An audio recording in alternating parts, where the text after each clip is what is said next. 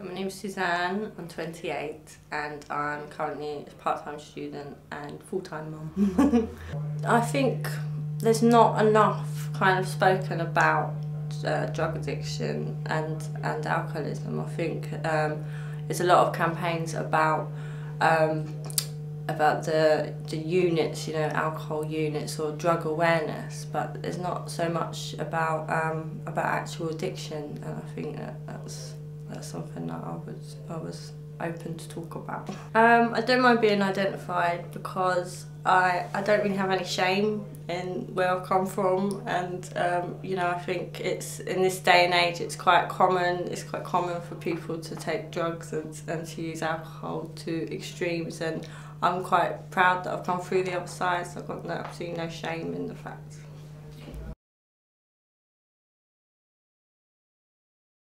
I first learnt about alcohol. That was the first drug I ever learnt about.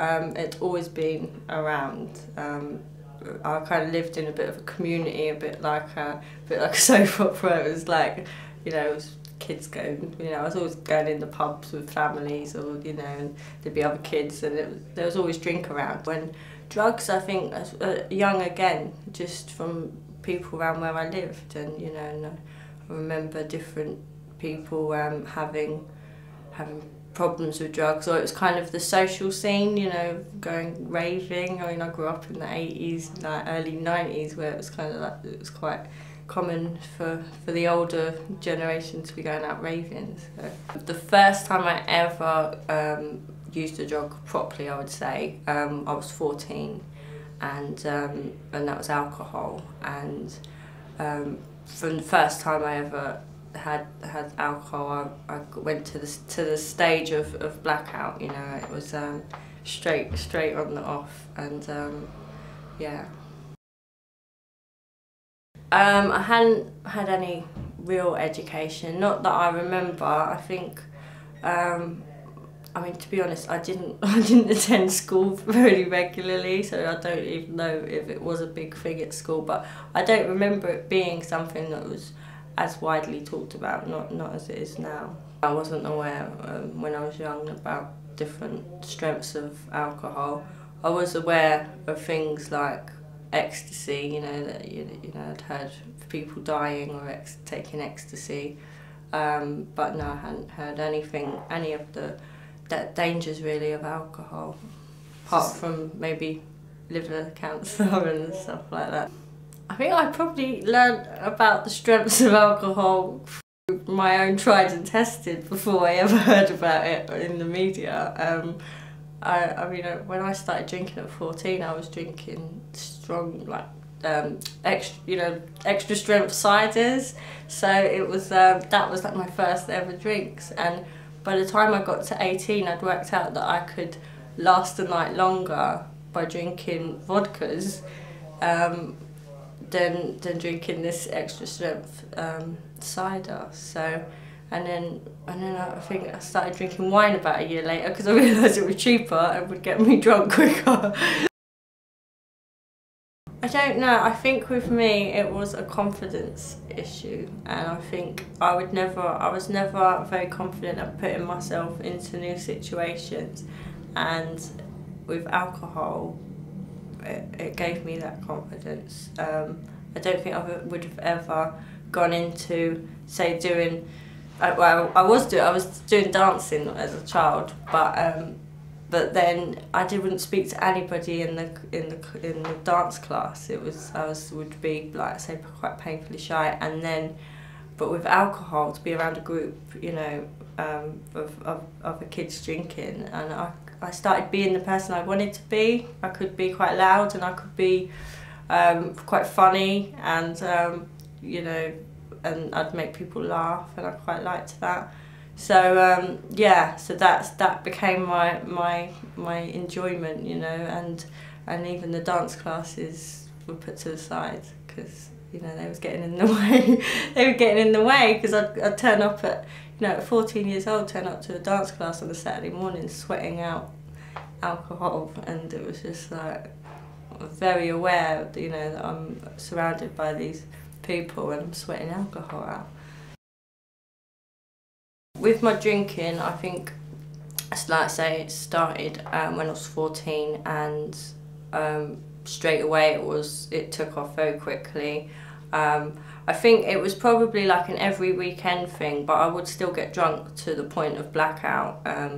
I was, you know, do embarrassing things or, you know, cause trouble, and I think that carried on for a while, and throughout that I tried like smoking spliffs as well.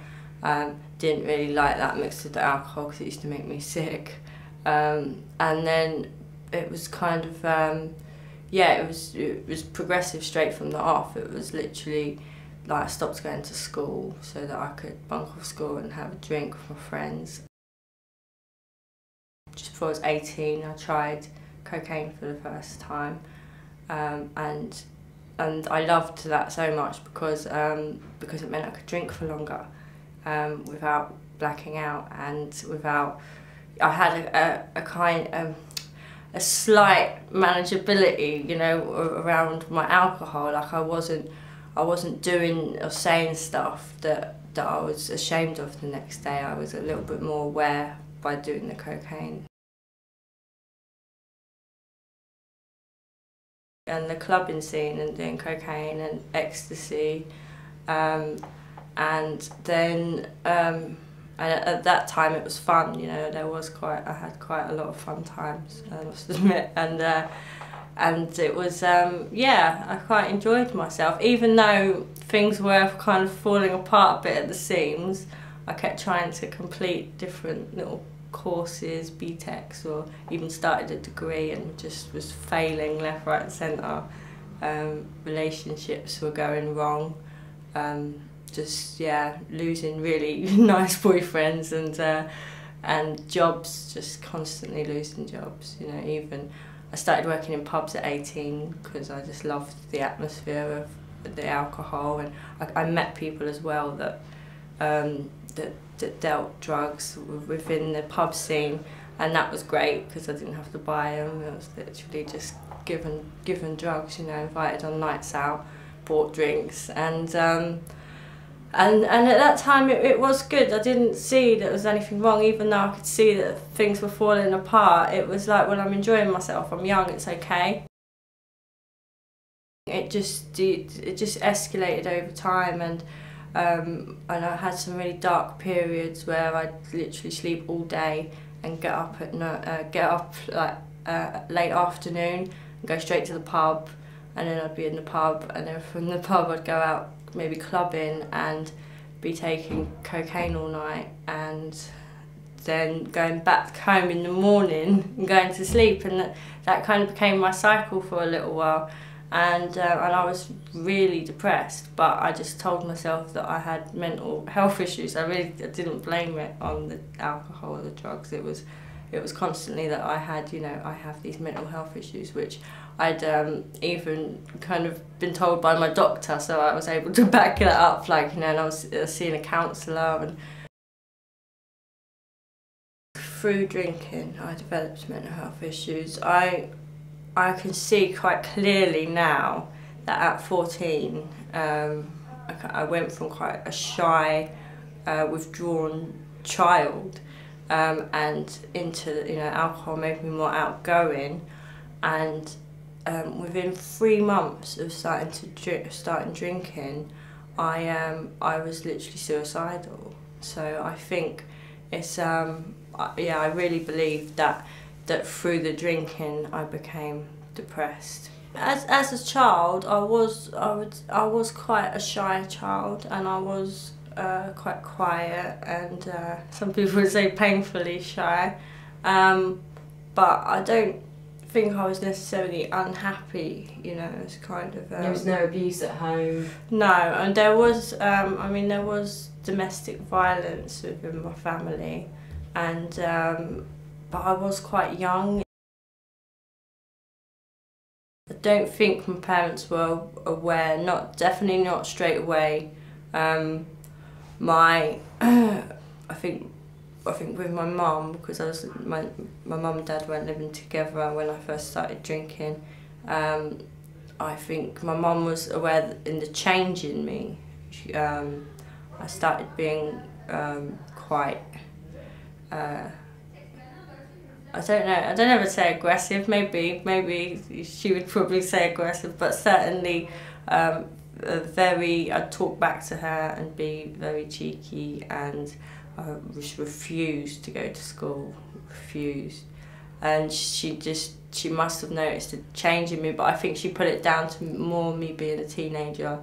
I don't think she really realised the extent of my drinking. I'd be able to hide it from my mum by going out on a Friday night. I used to go to a social club with some friends, and I'd be able to just stay at their house, or you know, sometimes I would sneak back home. Sometimes, I can remember nights of trying to get in, and the door had been locked because my mum obviously thought I was staying at my friends, and I'd be climbing up the balcony, you know. But I did manage to hide it for a while, and I think it was once I started getting very depressed and suicidal. There was a couple of hospital admissions when my mum really started to see that there was a problem. But I think that she hoped that it would be something that I grew out of. But my dad knew I was drinking, and I don't think he, not that he didn't care, just he didn't see it as a big deal, because he was a heavy drinker himself. So, you know, I'd visit him in the pub and have a few drinks, and in some ways he was quite proud of, you know, that his daughter who could hold a drink, and I was quite proud of that, you know. I've always been a slight girl, but I seemed to be able to hold my drink, and it was kind of an element of pride in that for some reason. Nobody pointed out how heavily I was drinking really in my teenage years. I think I did hide it quite well, and also I just put it down to that's what everyone else was doing. And I know my mum had concerns when I started working in a pub, and I think that's when everybody said that that they really saw the change in me, that it was kind of, you know, my alcoholism took off, if you like. But yeah, no one really said anything about my drinking. What if they had? If anyone had mentioned my drinking as a teenager, I think I would have probably ignored them or argued with them, because I just genuinely thought that's what everyone my age was doing, and I thought it was quite normal, and I, you know, I thought I knew best. And I know my big argument with my mum was always, you know, that this is my life, let me make my own mistakes. So I don't think I would have paid any attention to anybody. I started getting into a cycle. I always said that I never drank in the mornings, but I've later realised that actually my mornings were the afternoons, because I would sleep. I would sleep through the mornings. So yeah, my thing was, well, I don't drink in the morning, but actually I was getting out of bed at like 4 or 5 in the afternoon, and I'd be in the pub by 6 o'clock. So, and yeah, and that was probably, yeah, 18, 19. And I was working in pubs where there were, you know, drug dealers, and I became friends with various people that took a lot of drugs. And yeah, when I say friends, I mean they weren't really friends, they were just drinking and drugging friends, really. I didn't see them outside of drinking and drugging. I didn't, you know, it was literally I would call them or they would call me if there was a night out planned, and I didn't realise at the time that I didn't have real friends. It's only really coming away from that scene that you realise who your real friends are. You know, you suddenly find that all these people you thought were great friends that they're gone, and it's like, yeah. So I think I thought at the time they were real friends, and you know, and we did have some really good nights out. I think one of the points that made me really open my eyes was Christmas Eve. I'd been working in the pub, gone out afterwards, and with the people that I worked with and some of my friends, and we'd gone back to a house party, and there'd been like just loads of people just like putting cocaine onto a mirror on the table, and you know, big house party, and everyone was high and drunk, and the sun started coming up outside, and no one was like moving, and I kind of started thinking like, I should be at home, it's Christmas Day, you know, and like, I got all my family like, you know, at home, but I just stayed there, you know, there was still drugs, I wasn't going to be moving, and then I realised that these people that I was with had nowhere to go. They didn't have any family near, or, you know, it's kind of like I was saying to them, what are you doing now? And they was like saying, oh, we're just, you know, we'll just probably hang out here for the rest of the day.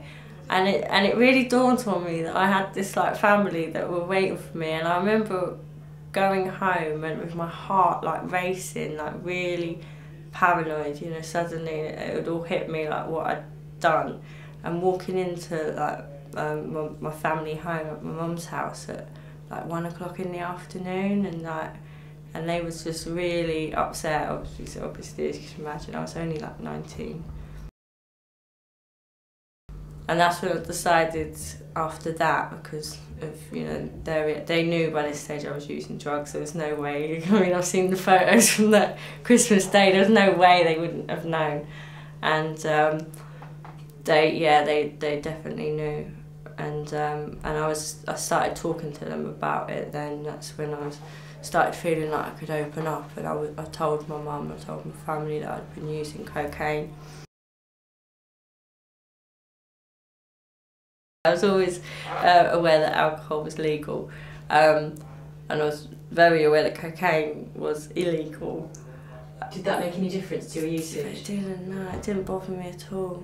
I don't know, it just didn't. I think, yeah, it really never really even crossed my mind. And, you know, I mean, I think when you're in that world, laws and stuff just don't even cross your mind. I used to get, I mean, never ever like sober, or, you know, sober and clean and sober would I get into a car with someone who was driving who was drunk and high on coke. But when I was in that world, it just didn't even cross my mind. So laws just didn't even cross my mind. You know, it's quite regular to hear someone who got caught with some coke on them, or to hear someone who even got sent to prison for a couple of months for drink driving. But it just seemed normal. It seemed a part of that world. When I was, I'd say from the age of 18, 18 till about, well, until I went to Cornwall when I was about 20, I don't think I ever bought cocaine, because I had friends that were dealers, and I had friends that used a lot, and it was almost part of the scene to, you know, if I was there, they would offer it around. That was, you know, and these people had quite a lot of money, so it wasn't, yeah, there was never a need for me to. And by this stage, I wouldn't say that I was as desperate for it as I became later. You know, I could, if there wasn't any around for a week, that was okay, you know, that didn't bother me. I don't really see the people that was giving me cocaine as that they were trying to get me addicted, like the drug dealers. I think it is just part of that scene, and it's almost, because if they were trying to get me addicted, then at some stage they would have started asking me for money for the drugs, and that never happened, you know. So it was just almost like I said, it was just that drug culture, and that, you know, people don't want to be, someone don't necessarily want to be drinking in a pub on their own, they will offer other people a drink, and it's the same with drug taking, you know, especially cocaine, it's quite a social drug, so if you're around people then you'll offer it to them. I decided to go away to Cornwall to study, and I thought that will get me out of this scene I just thought it was all about the scene. But so yeah, so that summer I went to Cornwall. I thought I was okay. I was away from cocaine. Couldn't get any cocaine in Cornwall. But then I just suddenly realised that my drinking had become heavy, like really bad, like a litre of vodka a night some nights, and easily do 10 shots of tequila, just complete blackouts, waking up bruised and not knowing where I'd been or what I'd done. Just not attending any classes. I don't know how I thought I would get, you know, past the year. I'd been okay at my A-level college. I think I'd just scraped it, but by this time I was doing a degree and there was just no way I was going to be able to get away with some of the stuff I'd got away with at the A-level college. And I see now that you know, without the drugs, it was full on alcohol, and I didn't have the cocaine there to take the edge off of the alcohol either. I started getting into quite big fits of rages, which is really unlike me. So like the next day I'd just be full of like shame and guilt, and I had a boyfriend down there who, you know, it was a brilliant relationship until I had a drink, and I could see I was like pulling that apart on a regular basis. I just behave absolutely appallingly, and one thing that I found down there was ecstasy. Could get ecstasy down there, and that became quite, you know, a social thing. Like if we were going clubbing, and I actually preferred that to alcohol because I didn't seem to flip out. I was a bit of a nicer person, but still. Down there is when I really realised, I think, that I had a problem with alcohol. And I was down there for 2 years, and I failed my first year twice.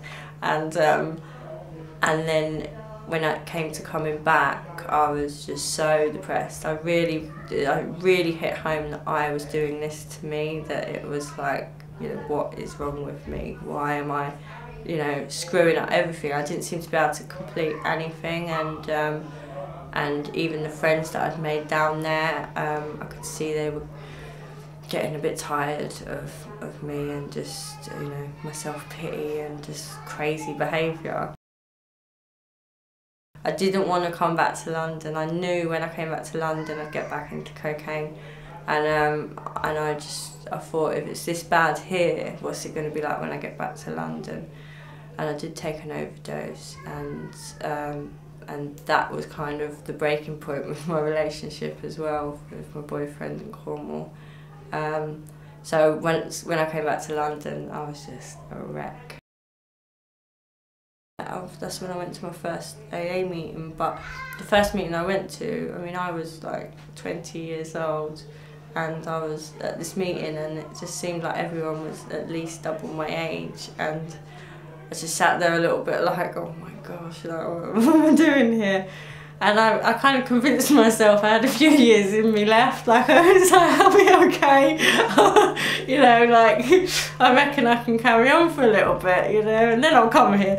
And so that's what I did. But the next couple of years were a complete blackout. And I, you know, that's one of the worst things I think about my using, is I've got big patches of life that I don't really remember, but I do know I went straight back to my routine of sleeping all day and drinking and using all night. Went straight back to taking cocaine, in and out of counselling, and I was never honest about my drinking and drug using, never. My mind was still, you know, it wanted to believe that my problems weren't to do with the alcohol, you know, alcohol was my friend. You know, my life was I could see that it was on a spiral, that it was, you know, I was depressed because I was drinking, and I was drinking because I was depressed, and that was the spiral, but I would rather just believed that my depression and my drinking were two separate issues. I didn't want to believe that it was all in one thing. I did try to have jobs, but I just kept getting sacked and little temping jobs and could never get out of bed in the morning. And yeah, it was just I was living at my mum's, but there was just arguments constantly arguing with my family. When I was in a relationship, I kind of felt like things would calm down a little bit, like I could kind of focus on the man that I was with, and you know, that would kind of bring me my happiness that maybe I thought alcohol or drugs was giving me. But so when I got with this guy, that was the same case, and pretty quickly I got pregnant as well. The relationship started kind of becoming quite bad, especially after my son was born and I went back to drinking. You know, both me and my son's dad were drinking, and although we were so happy to have this baby, we just didn't seem to be able to get our feet on the ground, and we both had little jobs and lost them, and we were like two peas in a pod really. We were quite aggressive when we were drinking, so it just used to blow up, and it was almost like I was kind of repeating my childhood, and I could see this happening, but always hoping that it was going to get better. And we both tried to stop drinking for a little while and stop taking drugs, and then but we'd always end up going back. There'd always be some excuse. I would say question why you want to drink and why you want to take drugs. I mean, I was very inquisitive, but I think that the thing is, it's kind of like when you're pushing everything you know about something to the side just to see what it's like, it's very damaging. And while it might be fun, you know, while it might make you feel great, there's always that possibility that you ain't gonna be able to stop when you want to stop, you know, whether that's a couple of hours later or whether that's in 5 years' time when you want to, you know, take life seriously and maybe settle down. I am now a year clean, just over a year. I was a year last week. The first thing that really made me realise that I needed to stop was after that relationship. I realised that I wasn't going to, it wasn't anyone else's fault, it was all my fault, and I had to really start waking up to that it was my fault, I couldn't cope. And I really wanted to give up at this stage. Like, it wasn't just a little I'm going on the wagon, I really wanted to stop. And I kept trying to stop and just lasting sometimes 3 days, but it was like agony, you know. I'd end up just crying my eyes out, drinking and using, and then crying my eyes out over it. And by this time my son's dad had actually gone into a detox, and we were still on speaking terms, and he had told me about CA, and I didn't know anything about Cocaine Anonymous at that time. I think if someone had said to me AA, I wouldn't have gone, because I still didn't believe my problem was alcohol, really, not really. But by this time I was blaming it all on cocaine. So I went to a CA meeting in, it was actually June 2008. And by the time I got here, I was literally broken. I sat through my whole meeting, just crying my whole first meeting. And I managed to get like 30 days, and then, I don't know, put myself in a silly situation like going to a wedding and then relapsing again. But my last relapse, which was just over a year ago, I had a 3-week relapse that was awful. It was, you know, it was really, they say about the illness being progressive, this 3 weeks was just progressive in itself. Now that I'm clean and sober, I think life just feels a lot easier, everything, and it sounds strange, but everything kind of makes a lot more sense, you know. I can look back now on my past and I can see things so much more clearly, whereas before it just all seemed a big mess, you know, and I can see things a lot more clearly. Life is, yeah, life's changed a lot, as in I actually believe that things are possible. I have a future. I'm a better mum. I can pay my bills.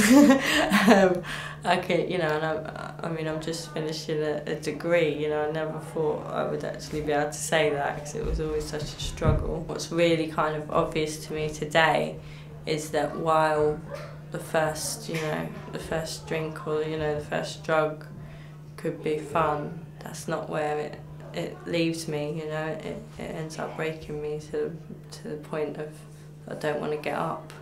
And you know, I haven't been depressed and I haven't been suicidal since I stopped taking drugs and drinking. I like being on my own more now, which I never used to. I like to actually, you know, cozy up on the sofa and watch a film and with a takeaway. But I also just enjoy doing things like going for walks. You know, I like hanging out with my son a lot more. I don't resent that, which I used to when I was drinking. It was always about getting him to bed. So I like to hang out with him. I like to meet up with friends for lunch, and I just like to do stuff that I enjoy. You know, I'm only at a year clean sober, discovering my hobbies again and rediscovering who I am. So that's because I kind of felt like I was stuck at 14. You know, my life had kind of stopped there, and all the hobbies and interests I had got shoved under the carpet. So now I'm starting to bring them back out, which is great.